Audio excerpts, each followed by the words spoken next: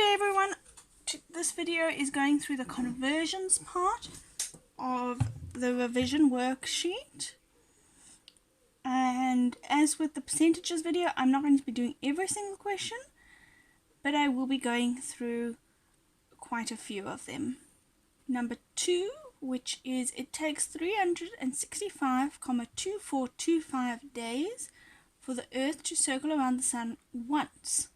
Convert this time into days, hours, minutes, and seconds. Alright, so with this, we're going to need to convert it. Now, this might have seemed slightly ambiguous if you're not too sure. When it says convert to days, hours, minutes, seconds, that means they want to say 365 days, how many minutes, how many seconds. So basically, we're asking those decimal points, what do they mean in terms of hours, minutes, and seconds. So let's just start. We've got 365 days and 0,2425 of another day.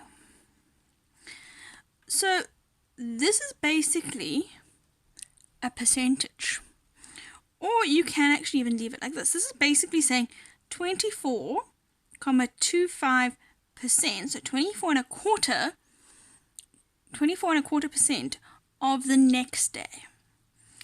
So we can say, well, we know a day is 24 hours, right? So of one day, and we can say that's the same thing as me saying 24.25% of 24 hours. Now that gives us 5.82 hours. Alright, and that kind of makes sense, because if you think about it, 25% would be a quarter, and a quarter of 24 is going to be 6. So that looks about right. So we now know it's 5 hours and 82% of another hour. So we've got there 5 full hours. I'm just going to keep a little list there. And 82%, so that's 82% of another hour, so 1 hour. But obviously if I say 82% of an hour, I'm going to get back to 0.82. So we now need to go down to the next denomination, that's minutes. So 82% of 1 hour, or 60 minutes. 82% times 60 minutes. Okay, remember you can write this as a fraction or as a decimal. I will point out, if you write this as decimal, it's literally just the decimal from the hours. You're literally just replacing that number there with 0.82 times by 60. Alright, and that gets us 49.2 minutes. So now I've got 49 minutes. And I've got 0.2%, 0.2 of another minute. So 0.2 is 20% of another minute. So I can say 20% of, meaning times, 1 minute. And a minute is 60 seconds.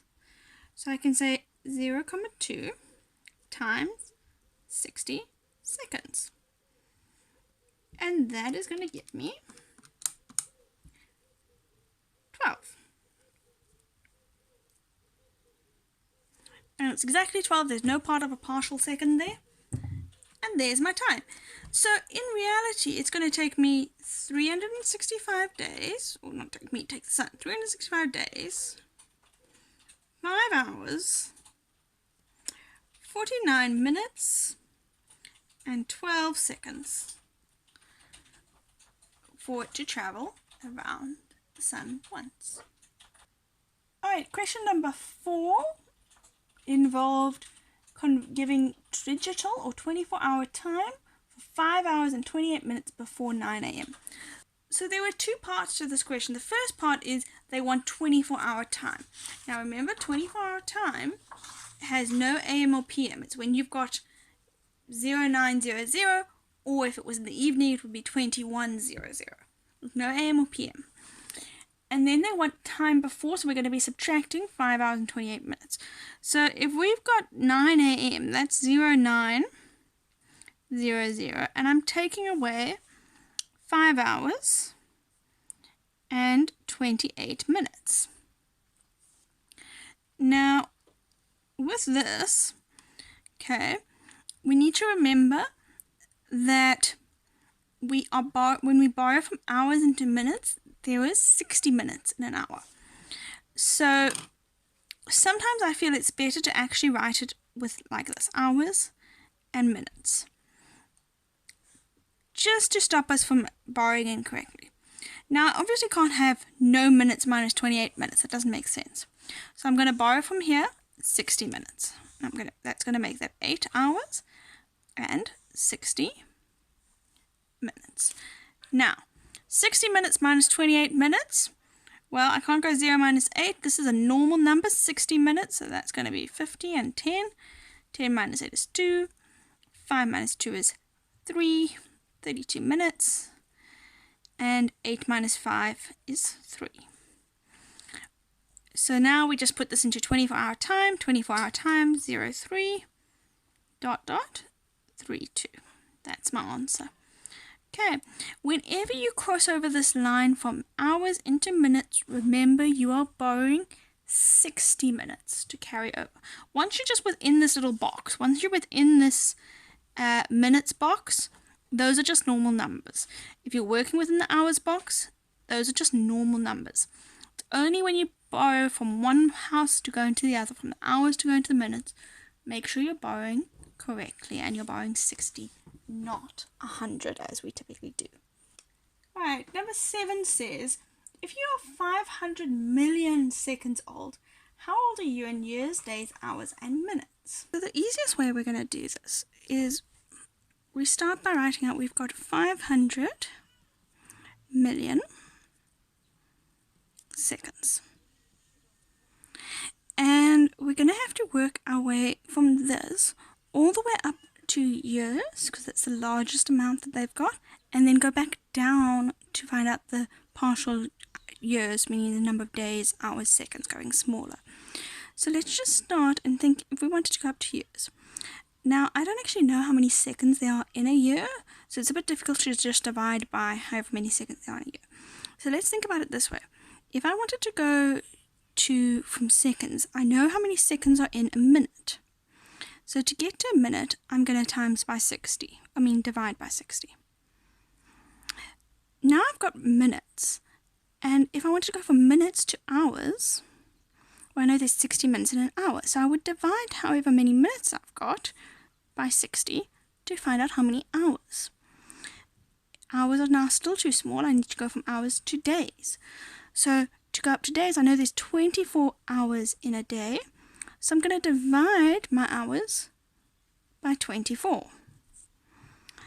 If I'm going to go up to years, I know that there's 365 days in a year. So I would divide my days by 365.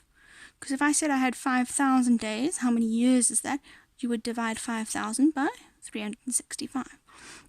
You could go from days up into weeks, and then from weeks to years if you wanted to do that as well. It'll get you in the same result at the end of the day. Right, so in reality, to get to years, I'm going to divide by 60, divide by 60 again, divide by 24, and then divide by 365. So in reality, I can do this all on my calculator, and I'm not going to cancel off each step or write out each step, decimals, cancel, and then retype it in. Because as we know with calculators, if you do that, you're going to land up missing out decimals because they're not full numbers, unless we happen to be very lucky and these round off. But I don't think they do. So all I'm going to do is I'm going to put this into my calculator, and then I'm going to press divide by 60, divide by 60, divide by 24, divide by 365. That'll give me the number of years. So if I do that, I'm just going to go. So I do 500 million, divide by 60 to get to minutes, divide by 60 again to get to hours, divide by 24 to get to days, divide by 365 to get to years. And that gives me 15 years and 0.85489,599 of another year. So I'm going to take out my full years. I'm going to get rid of my full years. So I'll make a note of it. I've got 15 years. And I'm going to just take out the ones I've written there. Get rid of the 15. Okay. I'm left with that partial year. Now, partial years, I know I need to go into days. So there are 365. And basically, I'm going to go back in the same process that I did to go the other way, but getting rid of the full years, the full days, and so on and so forth. So I've now got years. I've got this much of a year. You can also think of it as being 85.489, etc. percent of another year, because remember, this decimal here is a percentage, right? 85% will be 0.85. So this is 85.489, etc. percent of the next year. So I'm just going to say this percent, 85%, times by 365 days. So 365, that gives me 312 full days and 0.037037 of another day. So again, I'm going to get rid of my full days because I've now written them there, I've taken them out, so let's get them out. And I'm left with 0.037 of another day. So this is the same thing as me saying 3.7% of another day. And if I do this, all I'm going to do is multiply that by 24 hours in a day, because I now want to work with hours. It's times by 24. I don't even get a full hour. So I've got 88.8% of an hour, so no hours. But I've got 88% of an hour, which is 88% of 60 minutes, because we now need to go down to minutes. So I'm just going to times it by 60 minutes. That gives me 53 full minutes and 33.3% of another minute. So I'm going to get rid of those full minutes that I've got, that I've put down there, the full 53 full minutes, and I've got 33.333% of a minute, which is 33.333% of 60 seconds. So I'm going to go down to seconds now. Seconds, we know there are 60 seconds in a minute, so times by 60. And I've got 19.99999 seconds, which, for the sake of decimals, we can say is approximately 20 seconds. So at the end of the day, my answer is, if we're saying how old is someone who is 500 million seconds old, they're 15 years, 312 days, 53 minutes, and 20 seconds old. Number 9 says every second, half a milliliter of water falls from a leaking tap. The owner takes 5.5 days for this tap to be repaired. How much water was wasted? Well, we've got a couple of things that we know they're talking in milliliters, they're talking in seconds, and they're talking in days. So there's going to be a conversion there between seconds and days. Now, it's entirely up to you if you want to go and take, well, it's half a milliliter per second and work it up to 5.5 days, or if you want to reduce the days into seconds. So I'll show you both methods so that you can get an idea for both and you can choose which one you prefer. But let's start with going with milliliters per second and working it up to 5.5 days. So it's really a ratio question, as most conversions are. We know 0.5 milliliters to 1 second. Seconds we can go up to minutes. So 1 minute is going to be timesing by 60, right? Because 1 minute is 60 seconds. Do the same thing on there. Half times 60 is 30 milliliters per minute. Now we can go from minutes up to hours. 1 hour is 60 minutes, so times by 60 again. If I times that by 60, I'm going to get 1,800. So 1,800 milliliters per hour. But we don't want hours, we we want days. So 1 day, well, there's 24 hours in a day, so times by 24. If I do that and I times that side by 24, I get 43,200 milliliters in 1 day. But they want to know 5,5 days.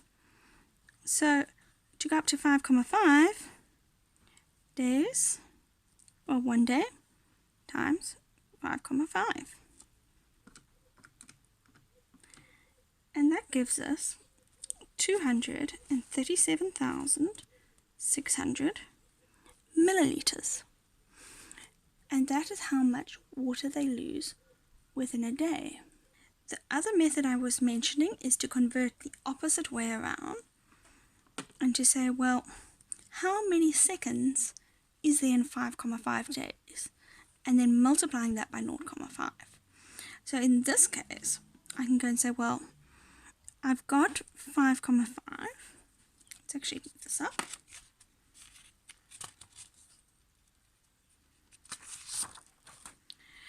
So in this case, I can say I've got 5,5 days. Let's convert that to hours. Right, and there's 24 hours in a day, so I'm going to times by 24.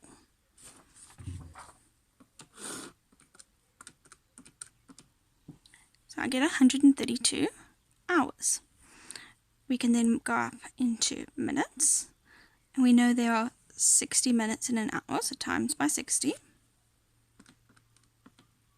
7,920.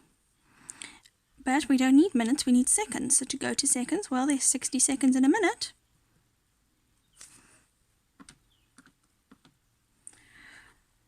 $475,200 seconds. Now we know how many seconds they're talking about. We can say, well, we know 0,5 milliliters is for 1 second. If I've got 475,200, I'm going to seconds. I'm just going to multiply. And when I do that, I get 237,600 milliliters, which is the same answer we had on the other method. So whichever way makes sense to you to go with, but there are different ways to do that. The very last one is question number 10, and that says convert 2,3 kilograms to milligrams. So we're going kilograms to milligrams. Okay, so to go from kilograms to milligrams, well, I don't know that conversion straight off. You might, and then you could, but I'm going to have to go a step way.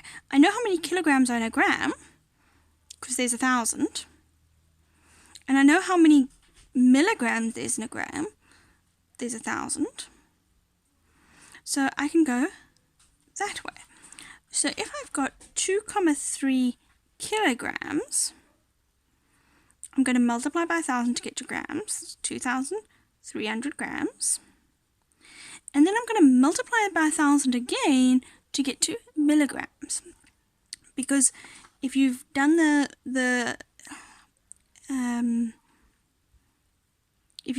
drinking chocolate milk method, you know when we go in this direction, we are going to be multiplying, and if we go in that direction, we're going to be dividing.